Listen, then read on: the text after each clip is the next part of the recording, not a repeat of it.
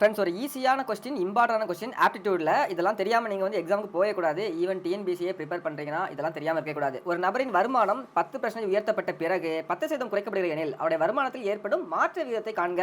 இது என்ன கேட்குறாங்கன்னா, இது ஒரு ஷார்ட்கட் உண்டு, டக் டக்னு போடலாம். இது கொடுத்தாங்கன்னா 10 10 20 20 30 30 இப்படி தான் கொடுப்பாங்க. ஓகேங்களா? வேற கொடுத்தாலும் என்ன பண்ணலாம் அப்படின்றதுக்காக நான் ஃபர்ஸ்ட் சொல்லிட்டு அப்புறம் அந்த ஷார்ட்கட் சொல்றேன். அப்பதான் உங்களுக்கு தெளிவாக புரியும். இங்க பாருங்க, ஒரு நபருடைய வருமானம் எனக்கு என்னன்னு தெரியாது. நம்ம என்னன்னு தெரியலனா என்ன பண்ணிப்போம், 100ன்னு எடுத்துப்போம். இப்போ என்னவா 10% உயர்த்தப்படுகிறது. அப்போ 100ல் 10% கூடுச்சு அப்படின்னா என்ன ஆகும், 10 இன்க்ரீஸ் ஆகும், மொத்தமாக 110 ஆகிரும். மறுபடியும் பார்த்தீங்கன்னா 10% குறைக்கப்படுகிறது. மறுபடியும் 10% என்ன ஆகுது, குறைக்கப்படுகிறதுனா 110ல் 10% என்னன்னு பார்த்தீங்கன்னா 11 குறைக்கப்படுகிறது. ஓகேங்களா? அப்போ 110ல் 11 போச்சுன்னா மீதி வந்து 99.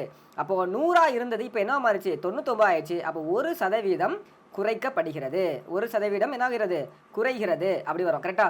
எங்க ஆன்சர் இருக்குது, ஏ இஸ் த ரைட் ஆன்சர்.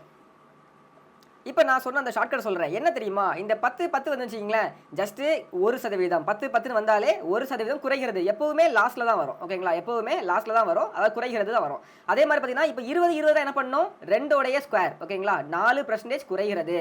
ஒருவேளை வந்து 30% வந்தால் என்ன பண்ணணும், அதே மாதிரி தான் 30% வந்தாலும் அதே மாதிரி 3 ஸ்கொயர் 9% குறைகிறது. எப்போவுமே குறைதான் வரும். ஒரு இதுக்கு இந்த கொஸ்டின் மட்டும் பார்க்கலாமா? இங்கே பாருங்களேன், ஒருவேளை அவருடைய வருமானம் 30% உயர்த்தப்படுகிறது அப்படின்னா 100ல் 30%னா 130,000.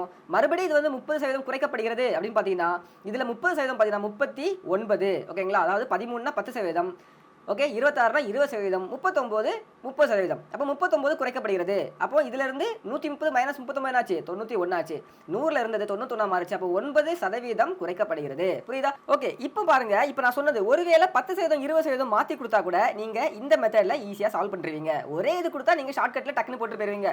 ஓகேங்களா? ஒருவேளை வேற பெர்சன்டேஜ் கொடுத்தாங்க, 10% உயர்த்தப்பட்டு 20% குறைக்கப்படுகிறது அப்படின்னா இந்த மெத்தட் தான் உங்களுக்கு இப்போ நல்லா தெரியும் இல்லையா? இந்த மெத்தட்ல நீங்க சால்வ் பண்ணிட்டு போயிடலாம். இதே இது லாப நஷ்ட கணக்குலையும் கேட்பாங்க. ஸோ அதை வந்து நம்ம அடுத்த வீடியோவில் பார்க்கலாம். இந்த மாதிரி யூஸ்ஃபுல்லான வீடியோஸ் நீங்கள் ரீல்ஸ் அண்ட் ஷார்ட்ஸு ஸ்க்ரோல் பண்ணும்போது பார்க்கணும் அப்படின்னா நம்ம சேனலை ஃபாலோ பண்ணிக்கோங்க.